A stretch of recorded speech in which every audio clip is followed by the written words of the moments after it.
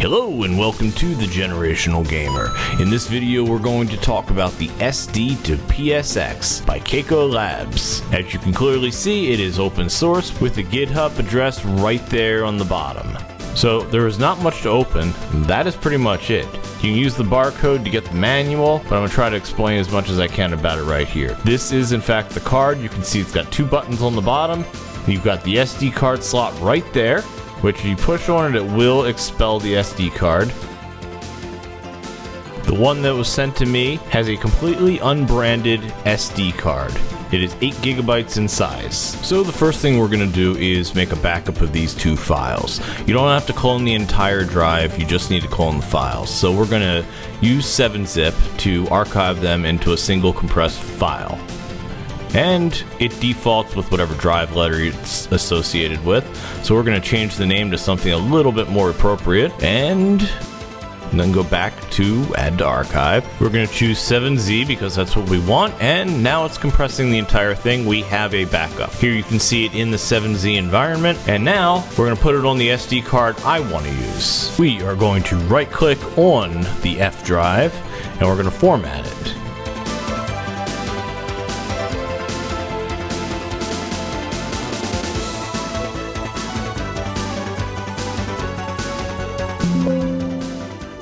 Once the format is complete, copy the contents of the 7-zip you made before back to the new SD card.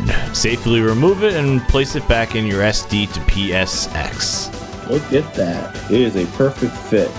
It doesn't even shake. Feels just like a normal card.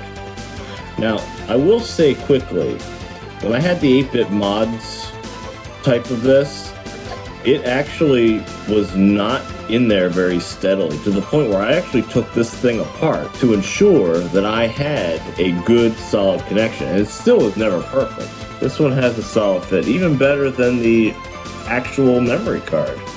Let's give it a try. Okay, let's turn on the PS2 and of course the OSSC because I have my PS2 connected to it using the component cables. Now, the SD2PSX is set up with FreeMcBoot enabled automatically. In fact, that's how it comes. What FreeMcBoot is, if you don't already know, is basically a custom operating system that is installed onto a memory card that can boot a PlayStation 2. Let me do a quick backstory here. Basically, the PS2 has no internal storage. Its only way of doing any kind of upgrades is to store that data inside a memory card. So smart people figured out a way to boot something that includes other options besides what Sony has offered. This was actually used in legitimate means with the network card as well as the DVD remote add-on. FreeMcBoot looks very much like the traditional PS2 logon screen. You get browser and settings, but you get a bunch of other options as well. So we are going to go into the browser. As you can see, it looks like. So we are going to go down to WLaunch ELF. This gives you basically a file browser. So we'll hit circle, and then we'll go down to memory card 1, because that is the second memory card. Now, if you hit L1 for mode, it'll give you this window. And I am going to set game title and details, which is the square button. And then if you want to sort by game title, all you have to do is hit the left D-pad button. And now they're sorted. So we can select whatever we want by hitting the X button. And when you're ready, hit R1, choose copy, and now we're going to go back to MC0, and we're going to hit R1 and choose paste. And there you go. Your saves will be transferred.